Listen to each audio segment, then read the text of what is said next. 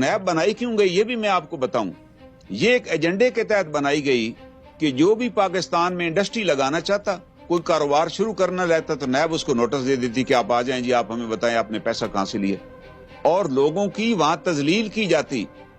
اور یہ بھی میں آپ کو ایک بات بتاؤں بڑی حیران کن, جو اس قوم بھولی بالی قوم کو پتہ ہی نہیں ہے. یہ نیب آرڈیننس, ویسے تو جو آرڈیننس جاری ہوتا ہے وہ آئین کے تحت جاری ہوتا ہے, اور پہلے کابینہ اس کی منظوری دیتی ہے, اور اس کے بعد پریزیڈنٹ اناؤنس کرتے ہیں کہ پارلیمنٹ کا اجلاس نہیں ہو رہا تو میں آرڈیننس لا رہا ہوں. یہ آرڈیننس کسی کابینہ میں نہیں رکھا گیا. نیب آرڈیننس یہ تھرو پی سی او ملک میں نافذ کیا گیا, جس کے اندر یہ بات لکھ دی گئی کہ کسی بھی آدمی کو 3 مہینے کے لیے حراست میں رکھا جا سکتا ہے.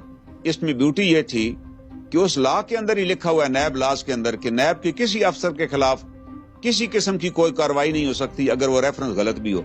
مشرف نے ایجنسیوں میں سے اپنے سلیکٹڈ افسروں کو وہاں نیب میں لگایا, نیا نیب بنا تھا, اور ان کے ذمہ لگا دیا کہ آپ نے تذلیل کرنی ہے لوگوں کی.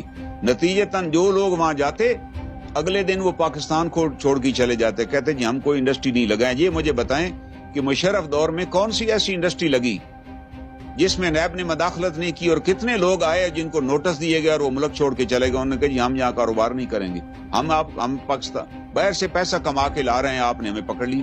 اور he has no right to go for bail, اس کے اندر بیل کا کنسیپٹ ہی نہیں ہے, جبکہ آئین کہتا ہے آپ کسی آدمی کو 14 دن سے زیادہ رکھ ہی نہیں سکتے. 14 دن کے بعد آپ اس کو کورٹ میں پیش کریں گے, ریمانڈ لیں گے اس کا. یا انہوں نے کہا جی ریمانڈ کی ضرورت نہیں ہے, کیپ ہم فار 3 months. آپ اندازہ لگائیں, آپ ایک آدمی کو 3 مہینے کسی سیل میں ڈال دیں.